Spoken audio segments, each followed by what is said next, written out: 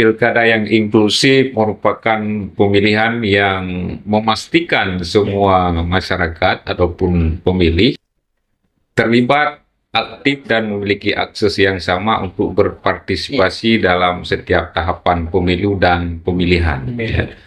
Koalisi Aspirasi Aceh ini merupakan sebuah ormas, ya, ormas. Jaringan. Jaringan, sebuah jaringan, bukan ormas, ya, yang memfasilitasi pertemuan-pertemuan dengan masyarakat dari kelompok marginal. Iya, dalam rangka memenuhi hak politiknya sebagai warga negara sekaligus sebagai upaya untuk mewujudkan Pilkada Aceh 2024 yang inklusif. Ini bagaimana pandangan Koalisi Aspirasi Aceh ini terhadap kelompok rentan dalam pemilu dan Pilkada Aceh 2024? Pandangan saya melihatnya ini Pak ya, saya berharap sih lebih baik, tentunya kita berharapnya begitu Pak. Cuman memang ada beberapa hal yang mungkin bisa kita lakukan ya, kita lakukan itu mungkin gini. Beberapa contoh misalnya begini Pak, di TPS misalnya itu juga disediakan misalnya. Saya karena berbicara inklusif itu kan tidak serta-merta harus bicara anggaran gitu ya. Benar. Karena seperti kemarin sosialisasi dengan diskusi dengan KIP juga, Pak, bagaimana mau mencapai inklusi kalau misalnya nanti harus ada anggaran, karena ada seolah-olah kesannya kalau berbicara inklusi, kalau dalam pemilu itu harus menyediakan ruang bermain anak, harus menyediakan kamar mandi portable, harus seperti itu. Enggak seperti itu, saya bilang. Jadi sebenarnya yang kita harapkan itu adalah petugas yang berada di TPS atau di lokasi itu. Yang pertama paham dulu dengan kondisi masyarakatnya misalnya. Jadi dengan adanya mereka paham dan tahu, sehingga itu bisa meminimalisir yang namanya yang ketidakadilan. Contoh saya bilang misalnya ada ibu lansia misalnya, karena ini terkadang juga kurang terekspor karena dianggap lansia, dianggap disabilitas, padahal belum tentu lansia itu disabilitas gitu. Tapi yang disabilitas bisa jadi disabilitas ya lansia seperti itu kan. Jadi lansia kalau misalnya petugas tidak aware atau tidak paham, itu nanti dia berdiri nunggu lama misalnya, itu kan sehingga membuat lelah, itu kan membutuhkan. Tapi kalau misalnya petugasnya aware, diprioritaskan sehingga begitu selesai lansia pulang. Jadi tidak harus serta-merta menyediakan yang hal-hal seperti itu. Jadi pandangan-pandangan ini yang saya rasa yang perlu kita klarifikasi sebenarnya ketika berbicara inklusif. Tidak berarti harus semuanya dipenuhi di area. Saya bilang begini, ketika misalnya harus disediakan ruang bermain anak, pemilu itu, pilkada, itu cuma 1 hari. Setengah hari pun ya, setengah hari ya Pak ya? Setengah hari. Kalau ada ruang bermain anak, maksudnya ini bukan berarti bukan, jadi kan itu kan ini. Tapi kalau misalnya ada ibu-ibu datang bawa anak, prioritaskan dia, begitu selesai pulang. Kan nggak harus menyediakan ruang bermain. Jadi itu yang hal seperti itu sebenarnya yang harus dipahami petugas. Dan juga mungkin orang-orang di sekitarnya, termasuk masyarakat, juga harus sebenarnya memberikan pemahaman juga ke masyarakat lainnya bahwa yang disebut prioritas itu kan juga kita melihat kondisi, bukan ketika bertemu dengan disabilitas selalu harus diprioritaskan, enggak juga. Kondisi disabilitas dan prioritas itu juga melihat kondisinya. Misalnya saya mungkin kasih contoh sedikit, misalnya orang dengan gangguan kejiwaan atau mental yang tapi dinyatakan pulih ya Pak, jangan yang belum pulih ya nggak bisa gitu. Nanti jangan lagi seperti beberapa yang periode lalu orang pungut, orang gila kok memilih misalnya itu. Nah itu sebenarnya pernyataan yang menurut saya sangat-sangat diskriminatif bagi teman-teman disabilitas. Nah ini kan sebenarnya dianggap itu yang sudah pulih. Nah itu ketika dia ke TPS, kalau memang petugasnya tahu, itu langsung dia diprioritaskan untuk dia segera duluan, supaya kalau dia berlama-lama di situ takutnya dia akan kolaps atau kambuh, karena mungkin dia tidak tahan dengan yang terlalu ramai atau mungkin panas atau suara. Nah itu yang diminimalisir itu. Ketika dia selesai dia bisa pulang sehingga dia bisa istirahat dengan cepat. Hal-hal itu sebenarnya. Nah cuman lagi-lagi saya juga sedikit agak sebenarnya berharap juga KIP ini jadi perhatian juga di DPT di daftar DPT itu kolom disabilitas itu kan untuk periode kemarin hilang ya Pak, dihilangkan. Tidak. Masih ada. Masih ada. Kemarin kita ngelihatnya waktu di kampung saya udah nggak ada. Jadi itu sehingga itu mempersulit, jadinya mempersulit petugas untuk mengetahui berapa jumlah orang-orang yang mengalami kerentanan di kampungnya. Apalagi kalau itu disabilitas khususnya. Karena mungkin kalau yang lain seperti lansia itu terdata lah ya. Tapi yang kolom disabilitas hilang. Tapi ya nggak masalah, seharusnya bisa diisi di kolom keterangan sebenarnya untuk karena tadi sudah hilang bisa diisi di sini yang ruang kosongnya. Ya. Tapi ya itu sudah berlalu. Tapi harapannya ke depan itu dimunculkan lagi. Nah mungkin itu yang pandangan-pandangan seperti itu yang menurut saya mungkin harus mulai diperhatikan oleh beberapa ini. Kemudian juga ya kalau menurut saya yang mungkin harus dilakukan juga tuh seperti melatih petugas di TPS itu harus bagaimana sih sebenarnya pemilu yang inklusif itu atau pilkada yang inklusif itu. Nah itu yang mungkin yang harus ditanamkan ke petugas itu seperti itu. Oke, ada tambahan dari Ya. Baik. Kalau saya sebenarnya berbasis pengalaman Pak. Kan kemarin kita sempat melakukan diskusi ya, dialog dan sosialisasi tepatnya Benar. kepada kelompok marginal. Tapi pertama saya mes sedikit ya, bahwa kan kita harusnya undangnya 100 Pak ya, tapi ternyata Lebih. euforianya tinggi Pak ya. Artinya memang ini menarik untuk dipelajari gitu ya menurut teman-teman. Kami juga mendengar sebenarnya beberapa informasi dari teman-teman bahwa mereka merasa bahwa ruang semacam ini tuh jarang sekali. Nah, jadi dengan proses sosialisasi kemarin mereka sangat senang karena mereka jadi terlibat dan tahu sebenarnya proses tahapan itu seperti apa.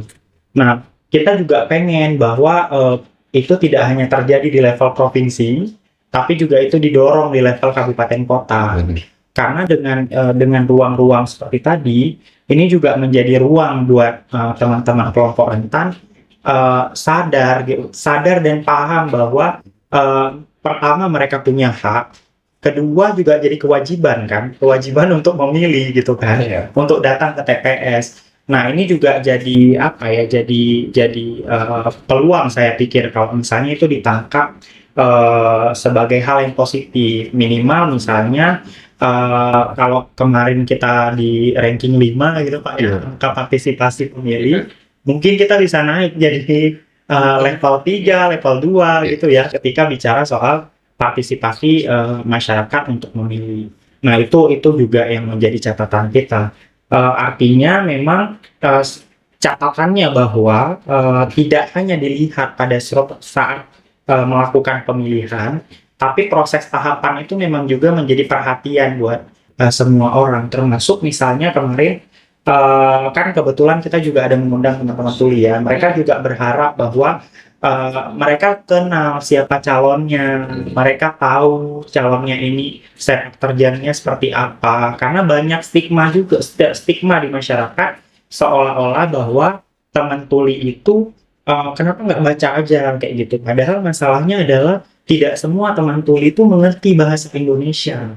Karena sebagian besar dari mereka hanya bisa bahasa isyarat tapi tidak paham bahasa Indonesia. Nah, sehingga juru bahasa isyarat itu diperlukan dalam setiap tahapan, termasuk juga kalau bicara harapan mungkin juga kita berharap selain memang isu kelompok marginal itu masuk dalam visi misi Balon, kita juga berharap misalnya ada ruang-ruang untuk kita bisa berdialog gitu ya dengan bakal calon terkait soal bagaimana kemudian selain mendorong pilkada yang inklusif, teman-teman maksudnya Balon juga aware gitu bahwa ada kebutuhan kelompok marginal yang perlu direspon sebagai bentuk apapun gitu ya. Termasuk misalnya bagaimana kemudian kita sempat bahas sebelumnya KIP bisa membantu kita untuk menjembatani gitu ya, untuk apakah nanti terlibat dalam proses debat kandidat misalnya dan lain sebagainya. Karena teman-teman marginal ini juga butuh kepastian Pak. Sebenarnya bakal calon ini paham nggak tentang keberadaan kelompok marginal ini. Itu yang pengen kita pastikan gitu ya. Terkait mereka milih siapa, itu hak mereka.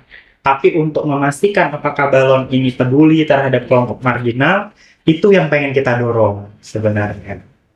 Nah, dari Ketua KIP Aceh sendiri, pandangannya gimana nih Ya, dalam memberikan akses? betul.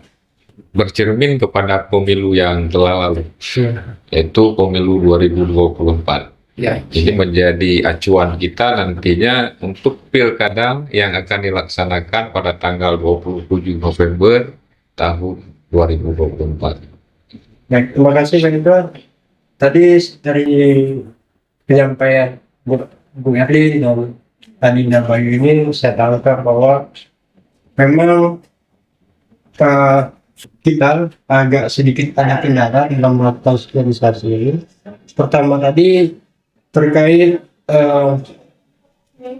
guru bahasa. Jadi kita di sini kan organisasi itu nggak ada. Jadi kayak di kabupaten kota juga kewalahan ketika melakukan sosialisasi. Karena yang kaum marginal ini kan dia nggak memahami bahasa-bahasa yang kita sampaikan. Jadi butuh alat bantu yang memang harus kita ikut sertakan. Dan ini tidak seluruh kabupaten ada. Mungkin di provinsi ada, tapi di kabupaten mungkin tidak ada. Karena kita dari pengalaman 2018 di kabupaten kota itu memang jadi sasaran kita. Jadi selain tokoh masyarakat, tokoh ulama, dan tokoh pemuda, pemilih pemula, juga salah satu sasaran dari sosialisasi kita adalah kaum marginal.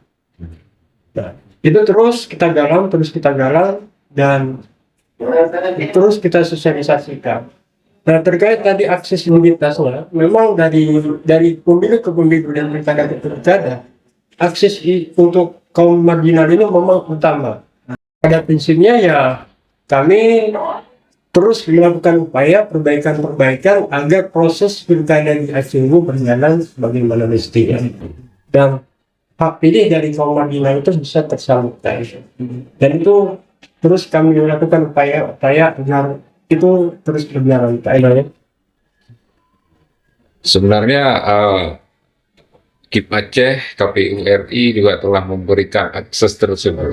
Jadi pemilih yang berkebutuhan khusus seperti yang dijelaskan tadi adalah sesuatu yang diutamakan di dalam pemungutan dan penghitungan suara. Mungkin saya tambahkan, kalau 2014 itu orang dengan orang gila itu nggak masuk dalam DPT.